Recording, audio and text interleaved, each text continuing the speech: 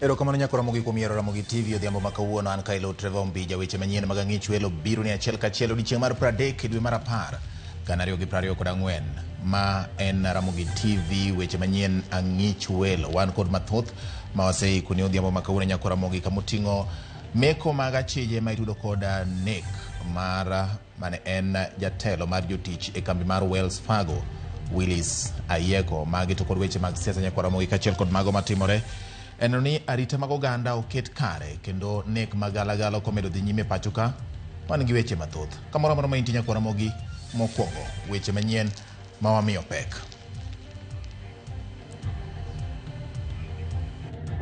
Due to the nature of the offense and how it was committed, the deceased family, friends and community are angry and they may harm the respondent if he is released. Achije moko ariyo mamine omaki gi magina ma ichichni mar jatij kambi Wells Fargo manchonegi Willis Ayeko.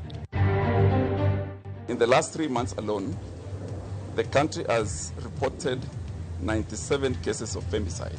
Obila oyango ni mine maromo 97 osenegi e yo makoch pacho ka dweche 3 mokalo. Only to ask him mtihani ilikuwa aje, akaniambia mam hatukufanya mtihani. Wenye shule walikuwa wakipatia watoto mtihani gushi. Jopuonjre sikunde Silver Bells e boma ma Eldoret oyangne otimo penj mar Kipsea Mabandia ka directors mag skunno omaki.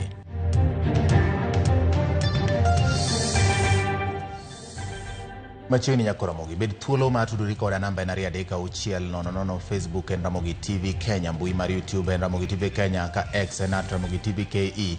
Bende par ni thuolo ni nyako Ramogi ka ngoromo saa 3 mar otieno wadhi bedo kod wenda ma kawuono ting'o Charles Owino ma en jatend kar tudruok mar piny owacho kaachiel kod Odhiambo Jero ma en jakedo ne ratiro mar oganda e riwruok mar Haki Afrika. Uno wadhi wuoyo weche ma bende oganda osebedo kalose ni to iteko oganda jo Kenya. Ng'a ma teko oganda mano e penjo manitie, en meko koso en teko? Mano e wach mang' wuoyo nyako Ramogi seche mag buch jopiny ka ngoromo saa 3 gi thuolo ni to koro wachaka ni weche manyien mag ang'ich welo achiel kachiel Ramogi TV. Jaloko mare iluongo ni Elizabeth Otieno, nyinga en George Bati.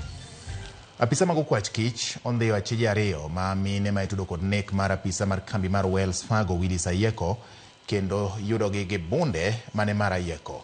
Ma timore kinde machich machielo omaki odiechieng' manyoro Victor Uma Okoth bende ididine tesendo bila ma Kisumu Railways kuom ndalo 21 ka nonro pod dhi nyime. Jafombo marwa Lydia Okeyo noluwo wachni nyako Ramogi kendo ma e report. E apedha madhi mbele kotenre gi nek mar apisa kambi mar Wells Fargo Willis Ayeko, obila mag okwach kich DCI nyondhi achije ariyo mamine kendo yudogi gi bunde mar $1 mane mar Willis Ayeko. Kaluwore gi coordinator mar DCI Manyanza Leni Kisaka, mine ariyogo ne ondhi gi obila e kinde mane obila yudo maling'ling' nitiere kuo moro mane ichano time apaya Mayalwanda kadhi Siaya kendo keto obadho. E obadhono kanyo mane gichunge nyamburko moro ma namba ne NKDN 948B to kata kamano ne weg nyamburko no dagi chung. Kanyo mane achije go chako bayo magina e yamo. Gino mano chuno bila fuongo tie nyamburko margi eka nyamburko no bayo yo mochunge bathapaya. Kisaka wacho ni achije go no wuok gi ng'wech kata mopondo kata kamano. Achich madichuo no kwepo moidha piko molal gi adhonde mag lisasi dende ka achije ariyo mamine no maki kendo no yodi gi bunde man kod risasi 11 ka nonro mag bunde go yodi ka chal gi mar Willis Ayeko. Obila koro chich ne bunde no na ege timgo maundu moko e alwora no. Ma biro bang' achich machielo moyangi kaka Victor Okoth nyoma kinyore kar dak madandora Phase 4 e kaunti ma Nairobi ka koro ibiro dinne kuom ndalo 21 tesendo obila ma Kisumu Railways ka obila pod dhi mbele gi timo nonro matut. Upon commission of the offense, the respondent ran away and hid in Dandora. Furthermore, due to the nature of the offense and how it was committed, the deceased family, friends and community are angry and they may harm the respondent if he is released. It is for this and therefore it is for his own safety that the respondent is held in custody. Ayeko ne okwa ndingre mare tich adek juma mokalo e sub county Mayala to kanochwa report mar lal mare kochakre tich 5 tarik 18 dwe mar 10 kama ne onene mogik ka owuok e liel moro e gwenge Mabarturo, Nyamnenia mayudre kar chung'o bura magem me kaunti ma Siaya. Lydia Okeyo, Ramogi TV. Ogeno ni obila biro medo timo nonro mar yanga diere wi nek ma kamano. Ka wadhi nyime ni luoro nitie ni jotuo mathoth gidek wito ngimagi kaluwore kod garama kata nengo mapek mar thieth mikoni obiro kaluwore kod okang' mar piny owacho dar kowuok e okumba mar thieth machon mar NHIF nyaka e lai manyien mar SHA.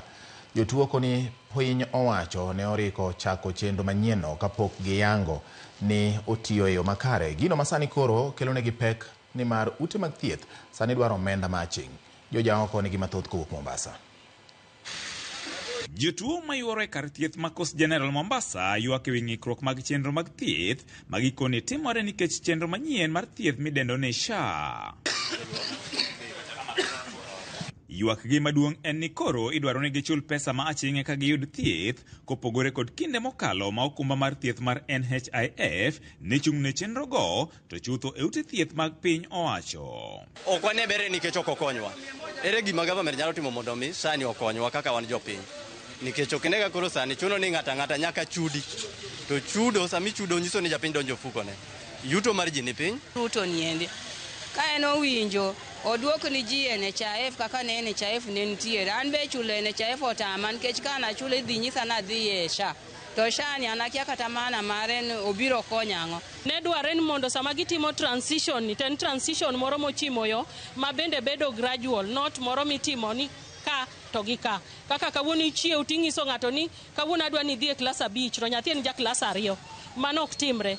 To kata bedo ni piny owacho e bwo migawo mar thieth koni ndikruok e chenrono en manyamonge, gikoni chenrono kawo kinde malach kendo jomoko wito ngimagi nikech kwamo mar chenrono. Wach payment mar SHA ni mokelni. Kaka iyudo ka samoro ka ng'ato okelo jatuo ma mondo o fill the process go te iyudo ka tek chenro ok bi mapiyo piyo ko jotuo bende ng'eny be tagre mikata samo kata ka in jatuo tho. Kech dhano ywak, dhano tho e iye ka, dhano moko tho ikelo kata mane dispensary kucha githo nikech chenro mag SHA gi. Gimiyo wa chandruok. To gimiyo nyaka laktache bende chandruok. Jok matiyo bende mantie offices bende miyo chandruok nikech onge gima lure malong'o. Judo ka wane ang'owa akere keke mar government gi dakteche to gi jopiny gi dakteche. Koro magi gin ji adek magore kane. Wagore nikech wan wawegi wadwaro thieth kaka japiny. Government wacho ni gin giseolo pesa. Manyiso ni koro lweny ni kindwa gi dakteche. Nikech wan wakawo yie waketo ang'owa kuom government. But dakteche be koni government achiel no be pok otimo nade pok oro pesa ni. Kato bedo ni piny owacho koni chenro manyien mar thieth mar SHA osechako tich, jotuo mathoth e kar thieth ni ma Coast General pod ywak ka gikoni chenrono ok ti kendo chunogi donjo e ufukegi. Nimelipa almost karibu 700-800. Na dawa zingine hapa hakuna. Zingine mambani niende kanuniwa huko nje. Unaona? Sasa naona hii SHA ina maana gani kwetu? Nilikuwa nikiwa ni mgonjwa nikijafika mimi natoa kadi yangu ya NHIF natibiwa, lakini sasa naona napata shida. Nimeenda kupima damu ulipe, kupima mkojo ulipe, yani kila kitu unalipa alafu unarejea. Sasa unakuta hiyo matibabu haiwezi kumalizika hata mpaka urudi siku ya pili. Taabu sana maskini mingi. Watu wanaunguo. Sasa nakuja anasema lete fulani pesa. Watu nakufa hapa. Okang' mar kelo chenro manyienno gikone ong'awo garama mar thieth kipimo kod kinde mokalo. Kina mama hapo kitambo tulikuwa tuna ile linda mama. Sasa hakuna. Na watoto wadogo kuanzia chini ya miaka 5 walikuwa hawalipi. Lakini SHA tunalipa. Kuna watu ambao wako hapa ndani wako na madawa ya kansa, wako na dialysis, wamekosa matibabu. Kuna watu wako nyumbani wamekosa matibabu mpaka saa hii. Wanaumia, wengine wamefariki. Na wao wanasema tu kwamba SHA inafanya kazi. Inafanya wapi ikiwa sisi tunateseka? George Aoko, Ramogi TV, Mombasa.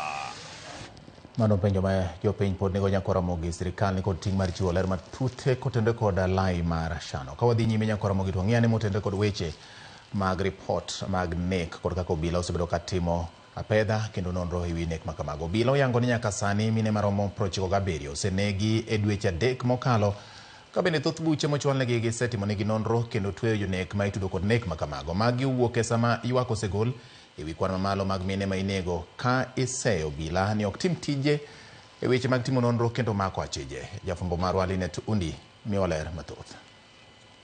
Jalup jatend obila Eliud Lagat twak mare kawuono kod jofwambo oyango ni atamalo 90 mag buche mag nek mag joma mine osekaw ne ondamo mar chik kowacho ni itudogi kod tuo mar obwongo, dang'ni mar paro kachiel kod gero. About 90% of femicide cases have been thoroughly investigated, resulting in arrest of suspects, with these cases now pending in courts. But one thing for sure is that we have mental. Some people get so depressed and they become, I would say they become impatient, intolerant, and something small sparks or rather they react so badly to something that is small, and sometimes this ends up in femicide cases. Omedo ni e dweche 3 mokalo, maromo mine 97 osewito ngimagi kokalo e nek mitimonegi, ka bende gisetimo nonro kendo moko kuom achije osendhi kendo otwe. We are still appealing for information that will lead to the rearrest of Collins Jumaisi Kalusa, the primary suspect in the Kware murders who escaped from police custody. Kata kamano, giwacho ni gitimo apedha mager mar nono nekgo kendo neno ni achije kaka Collins Jumaisi mitudo gi nek mine kar dak makware omaki kendo otwe. We urge every member of society, including governments, civil and religious leaders, to engage in this crucial dialogue. Collective action can we help us to eradicate the scourge of femicide and safeguard the lives of our citizens. Puoyo jopiny kuom muoko kendo miyo obila malingling mosekonyo mako achije ka gimedo kwayo tiyo kanyakla mar geng'o nek mar joma mine. We would like to extend our gratitude to the members of public who have bravely come forward and shared crucial information that has significantly contributed to the successful apprehension of those responsible for these heinous crimes. And therefore, we are working together with the law enforcers and we will ensure that sanity is brought. Linet Undi, Ramogi TV, Nairobi. Jopuonjre 23 mag grade mar 6 e sikund prima ma Silver Bells e boma ma Eldoret chunygi omoko tok yangore ni gitimo penj mar KPSEA mabandia. Oyangore ni skundno ok oyangi kaka kar timo penj kod migawo mar somo ka jopuonjre wachore ni ne otimo penj ma higa mokalo. Komanda mar obila Benjamin Mwanthi oyango ni gisemako wuon skundno kanyakla kod japuonj maduong' ka gidhi nyime kod timo nonro.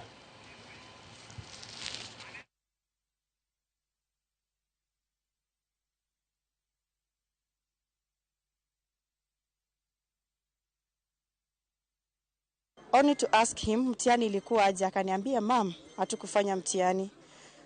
And I had information from a friend that aliniambia mtihani ilikuwa mzuri.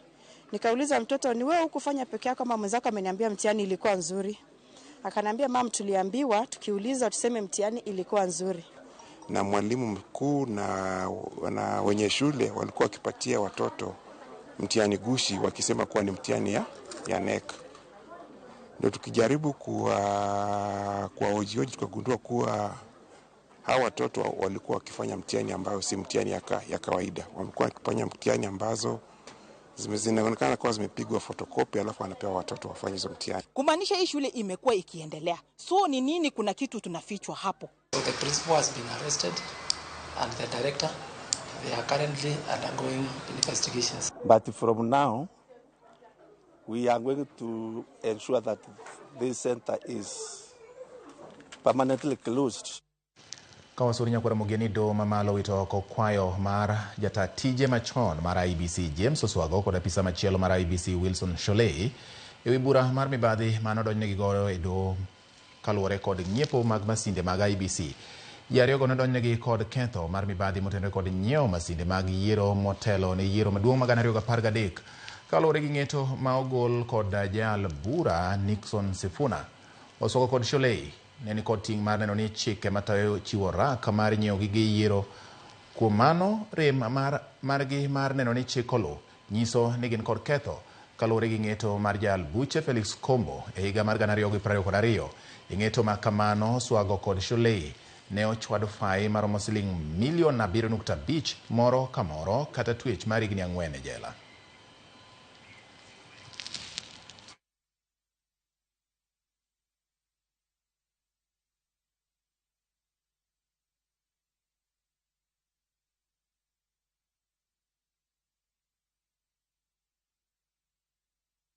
Erokamano nyakwa Ramogi kuom yiero Ramogi TV dakika 15 bang' saa achiel mar odhiambo. Weche manyien mag ang'ich welo kae Ramogi TV, kendo aneno ka un bende umedo lidhona ote magu. Ramogi neno maler ahinya, mano iluongo ni Ramogi neno maler, kendo sani sirikal okonywa mondo olose yo makonyo jopiny in pilot mar Ndhiwa. Mawacho kamano, wacho ni wach sha ni thagowa, okay? Mano wach sha. Koro min pilot koni sirikal olose ane mapiyo mondo jopiny oyud fuong'ruok. Erokamano ahinya. Otis Nyakwar Kanga kantiere Busia wacho ni luwo chenro mar Ramogi TV yo makare kendo amor ahinya. Wamor kaka ukelonwa habari. Mano Pastor Mundi Otiche mar Gemo Onyinyore ema ko kamano. Erokamano ahinya Pastor Mundi Otiche mar Gemo Onyinyore. Okay. George Owino wacho ni Ramogi neno maler ahinya, gin kod jaod iluongo ni min Sophie. Bende oneno kama entiere no. Erokamano oneno ahinya kabisa ama youth leader Brian Omolo mar Jesus Evangelical Church Nyahera emundiko kanyo. Erokamano ahinya jakuma bende medo ndiko na nyakwa Ramogi kapok adhi e yweyo mana mapiyo piyo kaluwore gi thuolo machuok ma wan godo. Noka en adieri ni wach shano theko kabisa, koro sirikal okonywa mapiyo piyo. Mildred kawuok wacho ni Mildred kawuok Kisumo wacho ni amoso mama na gi babana, akwayo neneti hawi maber kagitimo penj wuok tich. Okay, erokamano ahinya Mildred kawuok Kisumo. Nyakwa Ramogi yiena mondo kaw yweyo gi kanyo pod wan e weche manyien ka waduogo pod wadhi nyime kod mamoko ma en ang'ich welo Ramogi TV.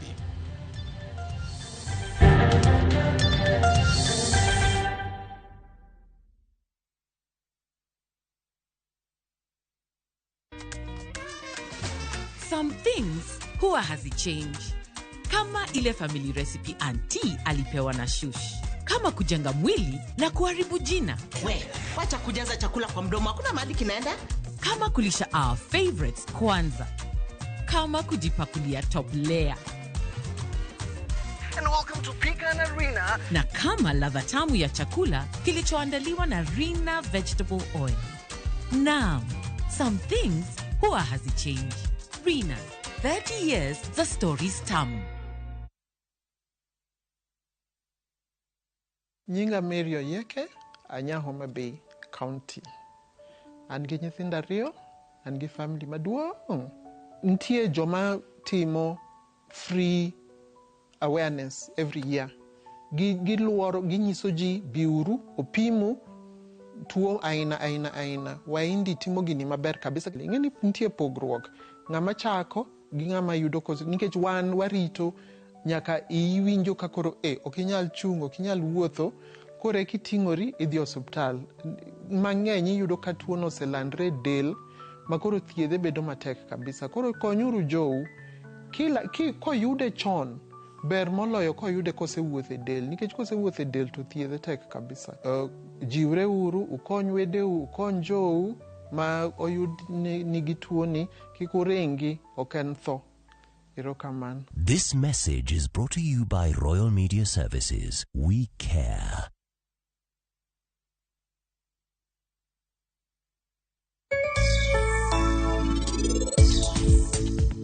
Kora en sasa milando ni ntiere gi rech moromo to jo ng'iewo bira to kawa rech ma ok ochuno ni nyaka iterne. Challenge maduong' korka pith mar rech aluri en challenge mar chiemo. Chiemb rech gi bechgi tek kabisa. En ni tuoche machando rech mang'eny onge. Stress moro monyalo develop matin. Koro stress chande mane dongo. Inyalo ka rech moko igolo tido ka moko dongo to moko tin. Koro tin ni matindo gi sama ne jowete gidongo samoro gin ne gikadhe stress moro matin.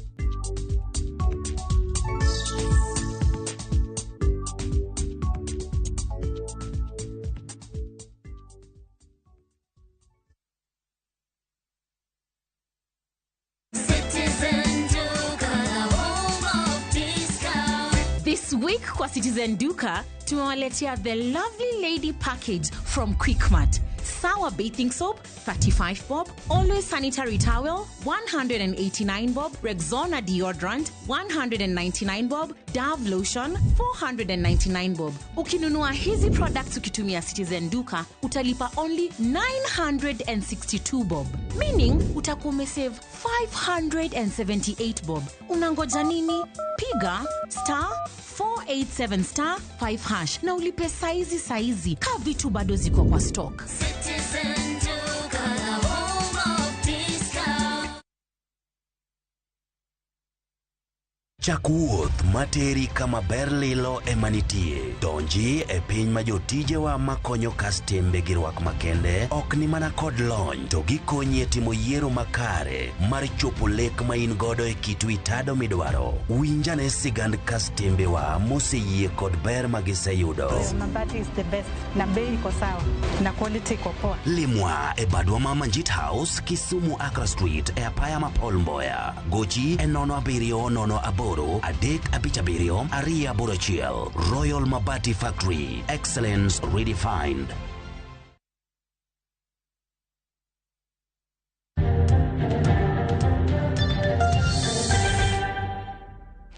Machiegni kendo nyakoro magwadhi nyime bura mar techo oko jalup jatend piny mane othech Rigathi Gachagua okinde mag piny owacho kod mag Gachagua tinyo otwerore odiochieng' mangima. Okinde mag sirikal dwaro ni doho mondo wit oko chik makumo jalup jatend piny mogwel Ngire Kithure Kindiki chamo muma.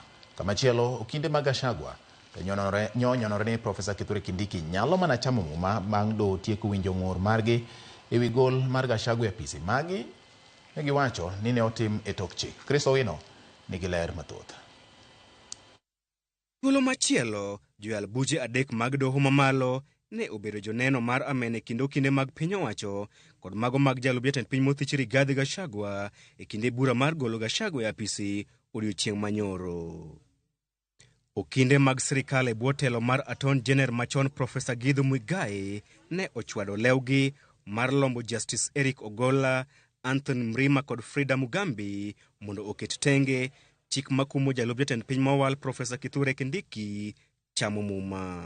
E korka korgi, okinde masiro lwedo Gachagua ka Paul Muite, Elisha Ongoya kod John Haminwa ne otemo duto manyalore maneno ni chenro moro amora mar Profesa Kindiki chamo muma odeko. And it would be a disaster. It would be devastating for this court to proceed and lift the conservatory order and bring in Professor Kindiki as Deputy President. Kalowore kodgi, keto tenge chik makumo Kindiki chamo muma dhi rocho ratiro mag Gachagua mar yudo ratiro mare ewi gol mare e apisi magiwacho ne otim e tok chik. So my lord, by lifting this conservatory order, you will be actually limiting the rights of the petitioners to a fair trial by taking away a very material remedy to the remedies that are available to them. Kweth mar sirikal kata kamano ne onyiso doho ni deko chenro mar Kindiki chamo muma nyalo keto piny Kenya e bugo mar chik nikech piny Kenya sani onge kod jalup jatend piny. Kithure Kindiki was unqualified because he had not been a member of UDA political party for 3 months preceding the nomination. He was ineligible for nomination to the elective position of Deputy President under Article 37 on the 18th of October 20, when the vacancy arose. This is not the Attorney General's affidavit, it is the petitioner's affidavit, so that his lawyers may be acting contrary to his express instructions. Constitution allows us not to have a deputy president for at least 60 days, in fact 74 days. So we don't yet have a legal crisis as we speak. We may have a political crisis, but it's not a legal crisis. The absence of an IBC is a political crisis. Okil Kamaloka John Haminwa ne omiyo ji nyiero bang' pimo osiepe kind Ruto kod Gachagua kod mano e kind dhako kod dichuo ka olero ni dhako kod dichuo nyalo dak kata ka ok gimodhre pi. You do not have to be friends to work together. Husband and wife, is there a problem? Yeah. Husband and wife, and I've handled such cases. Husband and wife may be people who do not get on very well at all. They cook separately, food in the house. They sleep in different rooms and so on. But they have made up one decision. They do not want divorce. They want to make sure that the children are brought up in a family. Profesa Githu Muigai ne onyiero weche makamago ka onyiso doho ni chenro mar golo jalup jatend piny e apisi en chenro mar siasa ma ok onego chwal ne doho. It is neither civil nor criminal. It's a process sui generis. That is why the framers of the Constitution do not say that a vice president will be brought to the Supreme Court of Kenya and tried for violations of the Constitution. It is a political process. Kata kamano, Haminwa ne ogolo siem ne doho ni winjo bura mar golo Gachagua e apisi e yo mawethweth nyalo kelo midhiero e pacho kae. Doho dhi golo chung' mare ewi wach makamano odiochieng' makiny kar saa 8:30 odhiambo. Chris Owino, Ramogi TV, Nairobi. Ramogi, penjo mathoth pod medo gidore kuom jo Kenya ni poni jatend piny William Ruto wuok pacho ka sani to en ng'ano ma onyalo wene kom mar tayo Kenya kodhi wuodhene mag tich e pinje maoko. Jopiny penjo ni debed jalup jatend piny mothichi Rigathi Gachagua koso jalup jatend piny mowal Kithure Kindiki. Jafwambo mar Walter Nyambaga nogo mbaka kod jonon siasa kendo ma e report. En mbaka masane gidore kendo weyo penjo mathoth kuom jo Kenya man kod siso mar ng'eyo kit midhiero mokwako Kenya kikatiba. Bang' do chungo chamo mwa mar jalup jatend piny mowal Kithure Kindiki kutonde kod bura momake kod jalup jatend piny mothichi Rigathi Gachagua e doho.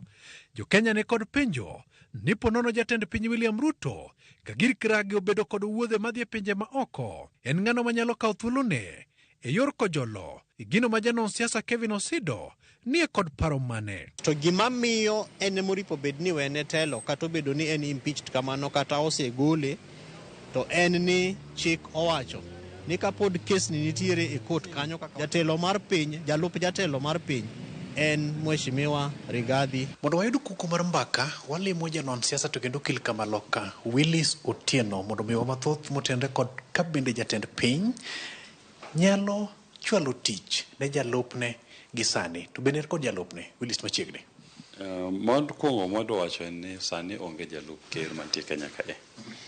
Nikech kirango Gachagua jo bunge no sa thiche oko to court no chiwo orders ma chungo yiero mar ng'ama endo yiero manyien mondo kaw kare no mane en Kithure Kindiki. To koro gisani Kithure Kindiki poko ka apis mar jalup ker. Koro ok nyal miye tich moramora ker ma piny ok nyal miye tich moramora mondo tim mar ker. Ma kapo ni ker onge Kenya ka gisani to jalup ne onge manyalo tiego tich monego bed notiyo no. Kapo ni obet ni kata ker onge ni ok nyal bet ni onge to ng'ama king'iyo katiba nyalo bet ni tayo weche kuom ndalo mana 60 en speaker mar bunge kende. E juma mokalo od bura mar Senate ne ogwelo jalup jatend piny mowal Kithure Kindiki mondo chope nyim Senate mondo dwok penjo mag arita kwe e Kenya. Kata kamano ne ok ochopo. Kindiki bende ne oneko chope nyasi mag kwale mar Masuja ka onge kod bendera mar jatend migao e gechene. Malingling bende oyango ni jatelono okichore gi chien e buche makuku mag jotend migepe. To an gima wuoro kabisa en ni to koro kaka Mheshimiwa Kithure Kindiki ang'ono momiyo ang'o mamoni timo tije moripo bed notiyo kwa mfano ka en cabinet secretary mar interior ang'o mamoni dhi e Senate koluonge e Senate. Wapenjo ka bende deko mar chamo mar jalup jatend piny mowal nyalo kelo midhiero moramora pachoka. Bende jatend piny William Ruto nyalo chiwo tich mag jalup jatend piny ne Kithure Kindiki gisani. To tich moko nyal miye en tich mas katiba owacho ni nyalo mana tim gi ker kende. Mano to tich moko nyal tiyo gi executive order mondo mi Kindiki kata ng'ata. Onyalo mana miye tije moko mang'eny maluwore gi kaka tije mag sirikal iriembo. Mana kaka Uhuru bende nomiyo Matiang'i mondo chugne weche mag coordinate gi sirikal. Ing'eyo ni sama oonge no to koro bobedo ni onge ng'ama owene tich manya tiyo tijeno.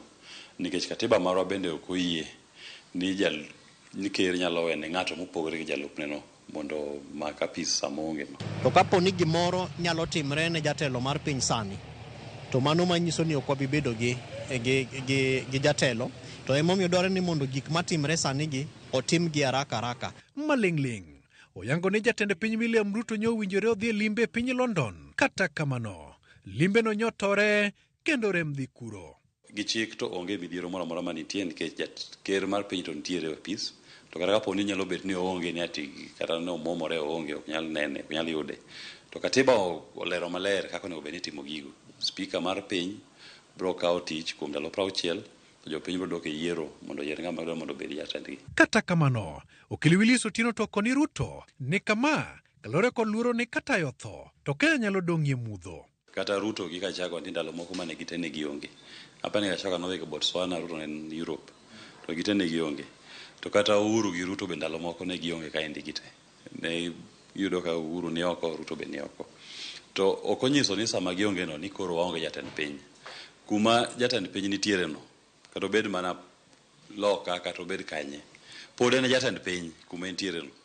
Walter Nyambaga, Ramogi TV.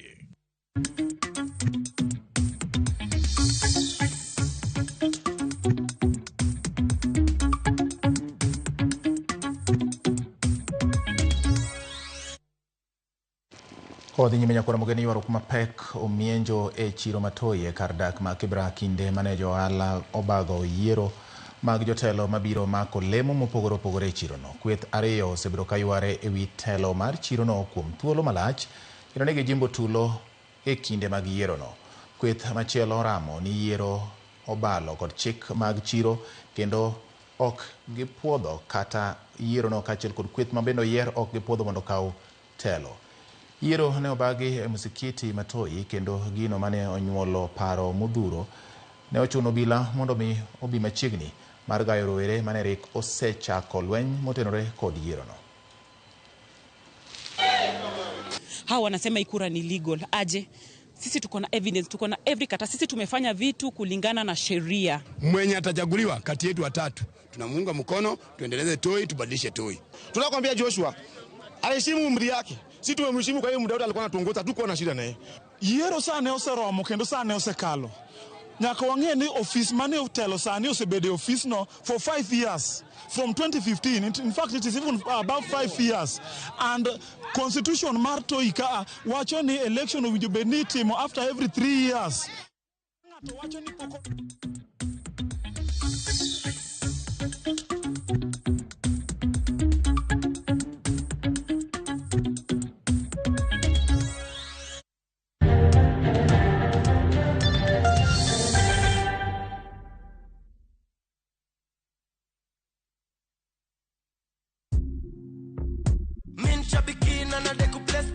My name is John Dungo Mwangi from Subukia. I've been participating in Aviator for quite some time. I've been praying that one day luck will be on my side. I will continue playing because there are stakes there that are higher than what I got. I won big on Shabiki Aviator. Changamkia Aviator on Shabiki.com. Not for persons under the age of 18. Authorized and regulated by BCLB license number 428. Royal Mabati Factory, dukani mar nyiepo achiel kende manengo gore piny, kendo rang'iny mamalo mag mwandu go ewi tado yudore duto. Yud offers mag stone coated tiles gi siling 603 kende, koriwo nyaka osuru mar VAT. Chula tamalo 40 iyud molos sani kikelo ni nono maonge chudo. Limwa e badwa ma Manjit House, Kisumu, Accra Street, e apaya ma Paul Mboya. Gochnwa e 070 357 281. We asked the children, how many of you brushed this morning? And this little boy, his hand didn't go up. And I said, well, why didn't you brush this morning? He said, my brother was using the toothbrush. If I'd waited for him, I would have been late for school. I'm sorry, I get a bit emotional when it comes to that. To be able to change a child's life, to be able to bring back that confidence about their smile, for me, is phenomenal.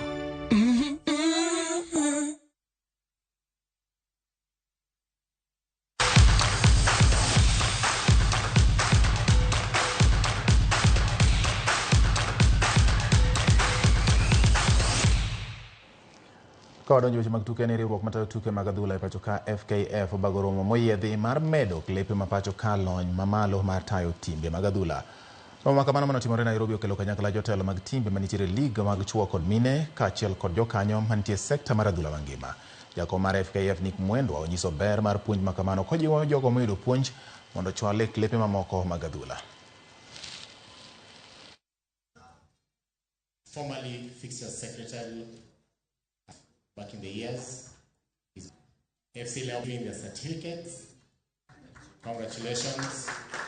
I think it's very important, and that's why you realize that it's only the chairman and the CEOs that were invited for this course, because it talks about overall professionalizing the clubs. As you know, previously we assumed so many things, and that's why we were lagging behind as a country.